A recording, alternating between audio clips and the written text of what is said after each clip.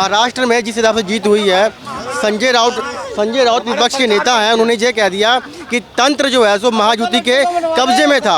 ये महाराष्ट्र की जनता की जीत नहीं है, मैंडेट नहीं है उनका। अच्छा, महाराष्ट्र में आपने नोट जिहाद लगाया था, नोट जिहाद, ठीक है, और यूपी में करा था बंदूक जिहाद, बंदूक पे बलबूते पे जीत रहे हो।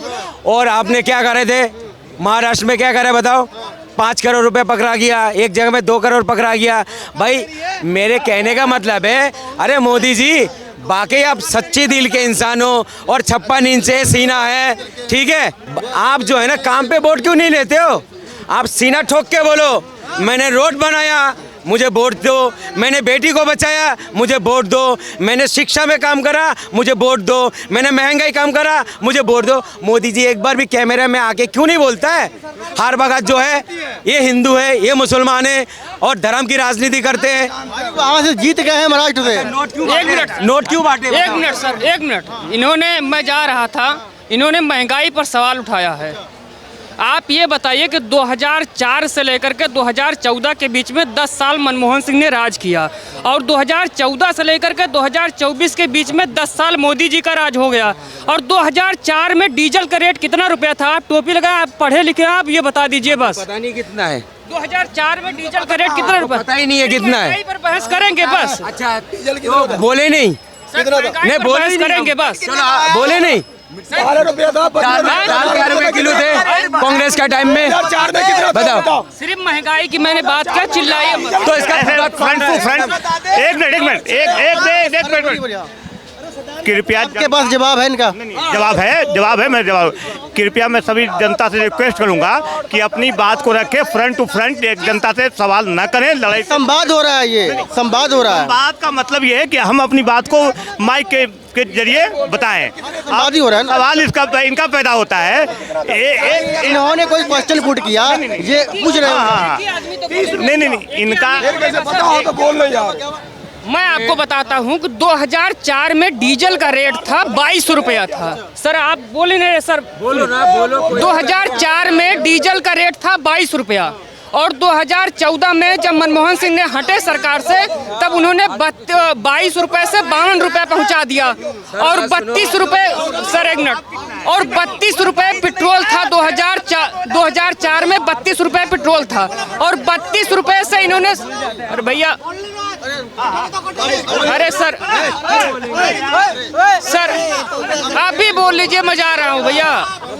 हमारा बोलने का अधिकार नहीं है, हमारा बोलने का अधिकार नहीं है, तो मैं चला जाता हूँ भैया। आप क्यों नहीं बोलोगे? बात सुनो, पेट्रोल अगर 500 रुपए भी किलो हो जाए, डीजल लीटर हो जाए 1000 भी, मेरे को कोई फर्क नहीं है।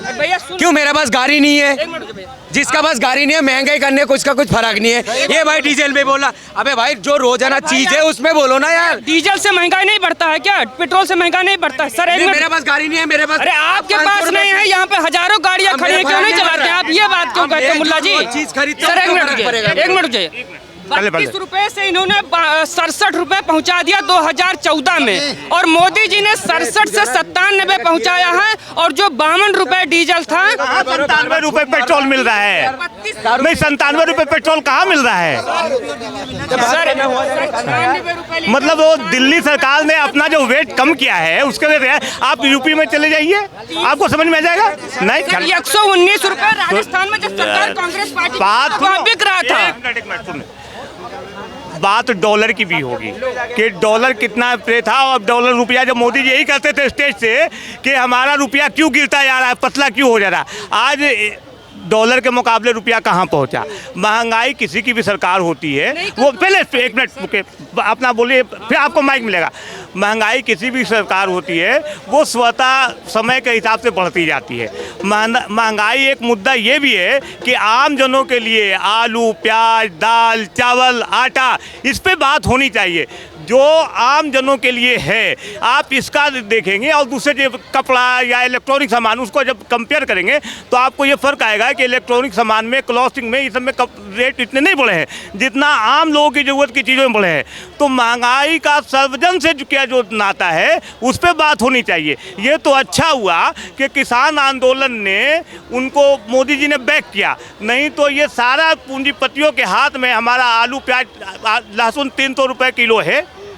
मैं जो बोल रहा हूँ एक्चुअल रेट है, कोई 40 रुपये आलू है, प्याज आपको 60 से 70 रुपये है, 80 रुपये, मतलब 60, क्वालिटी की बात कर रहे हैं। तो ये आम जनों की जो चीज़ें हैं इस पर बात होनी चाहिए।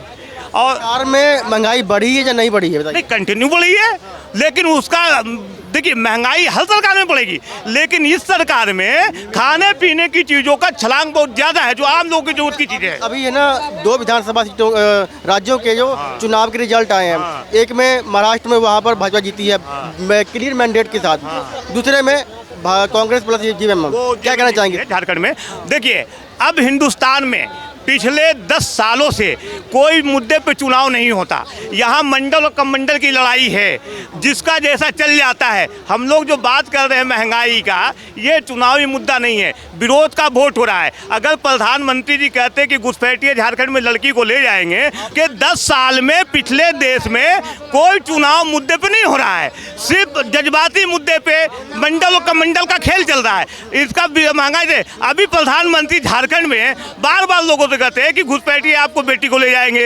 ये देश का जिम्मा किसका दिया हुआ है? प्रधानमंत्री और रक्षा मंत्री हैं।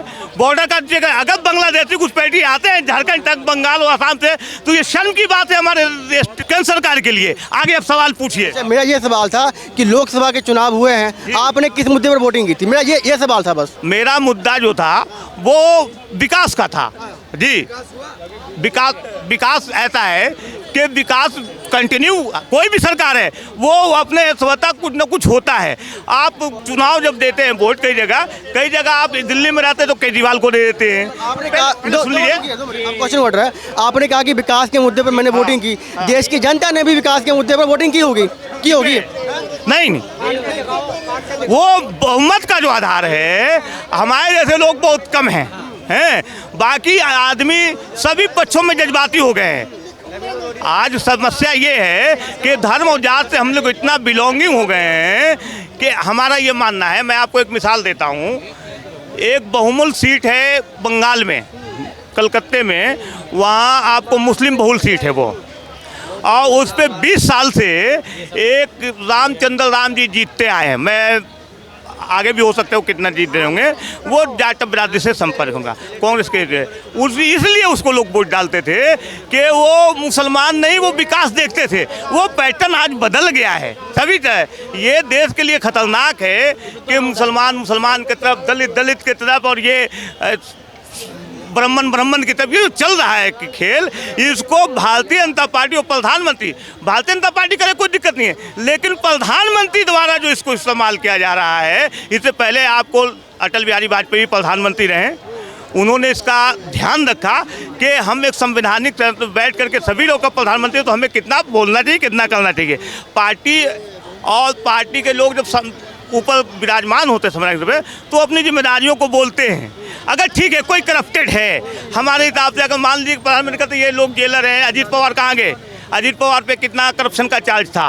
पहले सुन लीजिए सर, जितने लोग करप्शन का चार्ज लगाते हैं उसी के साथ सरकार बना लेते हैं। और अगर मान लीजिए कि मोदी जी को ये 15वां साल पूरा होने जाएगा और लोगों ने प्रधानमंत्री बनाया, फिर भी विपक्ष पे आरोप लगाते घोटाले का, तो घोटाले को कोर्ट के माध्यम से जेल जाना चाहिए। महाराष्ट्र के अंदर चुनाव हुए, रिजल्ट हुए, विपक्ष ये कह रहा है कि ईवीएम का खुद खेल हुआ है। देखिए, मैं इस बातों पे विश्वास नहीं करता कि ईवीएम का, निसंदेह जो धारा चल रहा है वो धारा जातिवाद और धर्मवाद का है।